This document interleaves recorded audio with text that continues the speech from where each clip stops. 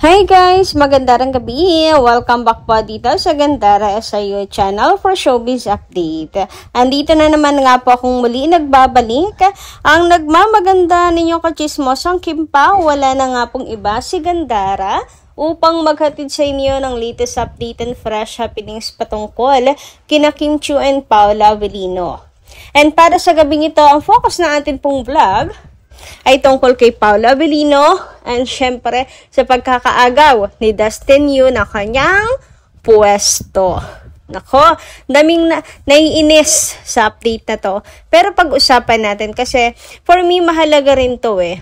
Anyway, bago tayo mag-start, sa mga hindi pa nakaka-subscribe dito sa ating channel, maaari lamang na pindutin po ninyo ang subscribe button natin at notification bell na nariyan sa baba para mag-updated po kayo at ma-notify tuwing may bago tayong chika at balita hinggil sa Kim Pao. Basta mga balita po na may kinalaman kina Kim Chiu and Paula Avellino, sagot na natin yan. So, basahin nga po muna natin ngayon, gabing ito ang komento ni Horizon Kim. Ang sabi niya dito, but Miss Gandara, oras na itinambal na sa iba si Paulo. Maraming Kim Pao fans ang posibleng panghinaan at unti-unting humina ang pagsuporta.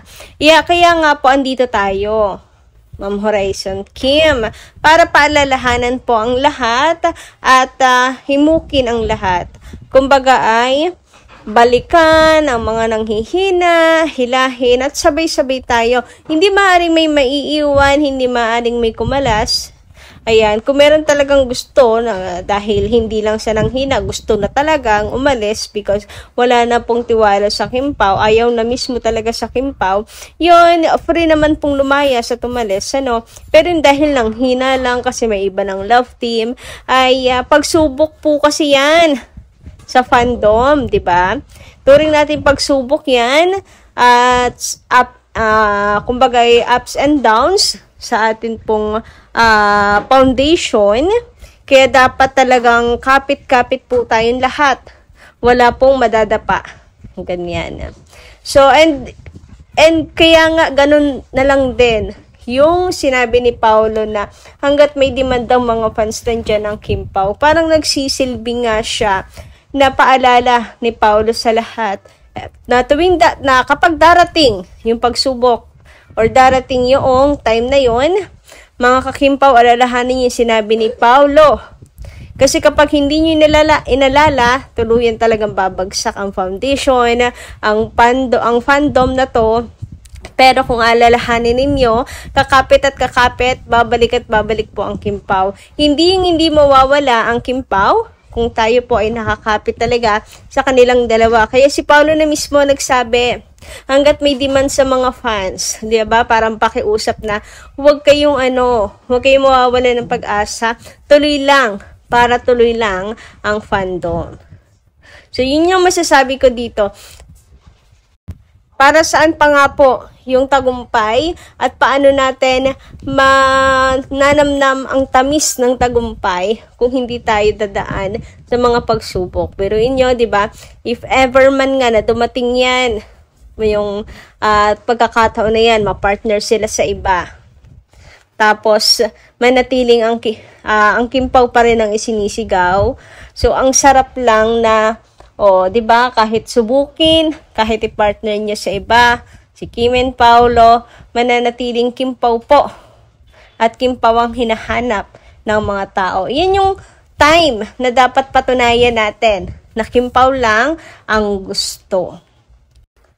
Anyway, ayon naman kay Ma'am Rose Maridiano, naalala ko Miss Gandara sa vlog ni Kim, dati yung ex niya nagre-reklamo kasi ginagawa daw siyang taga-picture ni Kim.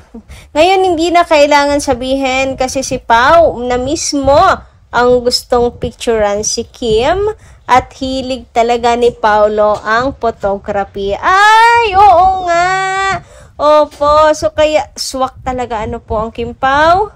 Super swak na swak talaga. Hoy, si Kim Chiu hindi na kinakailangang magmakaaw. Magmakaaw at talaga hindi na kailangang mag-please na picturean siya.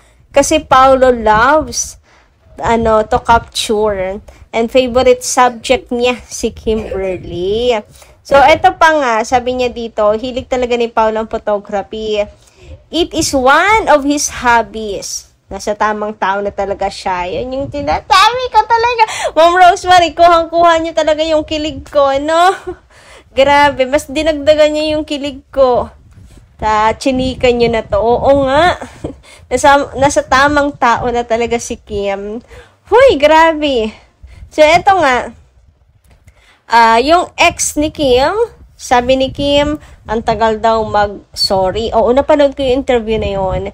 Pero si Paolo, kung kasalanan niya, magsasorry ka agad. Ang paliwanag kasi ni Siam noon ay ano po, yung gustong-gusto daw niya, or hinahanap-hanap niya yung yung tawag doon, yung inis ni Kim, yung pag naiinis si Kim, yung ganyan. Ewan ko ba? So, napaka-red flag talaga.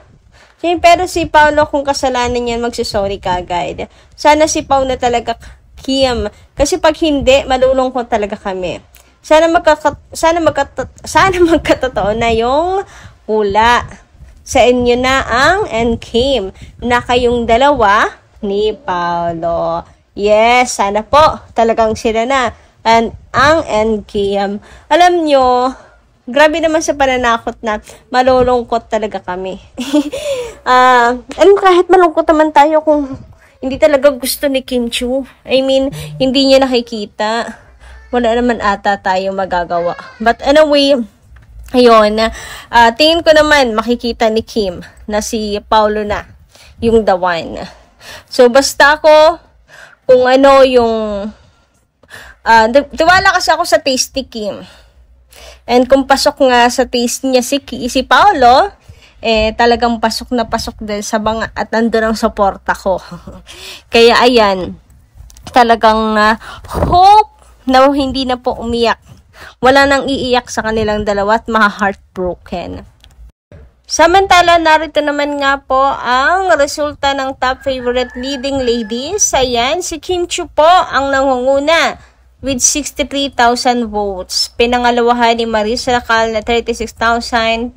Pangatlo si Heaven Paralejo with 18,000. Samantala, ito naman po ang mga pasok sa top favorite leading men. Nangunguna po si Dustin Yu with 223,500. Pangalawa po si Paolo Avellino with 148,000. And third si Calvin Miranda, 8,000. Medyo malayo-layo rin po na konti ang agwat, no? Kasi 223 tapos 148. Nanguna si Dustin, pangalawa po si Paolo Avellino. And eto naman yung results po sa by points ha. Noong August 28 po ito sa top favorite love team. Nangunguna po ang Kim Pao, JM Fiang. Ang layo ng agwat natin guys kasi naka-million po tayo. Sunod, Dastia, Kyren, Ashdress, Don Bell, Barda, ang K-Delex, and ang Francette. So yan po yung mga pasok, no, and sa favorite love team. And thank you so much at nanguna po ang Kim Pao. Million po yung votes na nakuha natin. Samantala, dumako naman nga tayo dito kay Dustin Yu and Kim Chiu.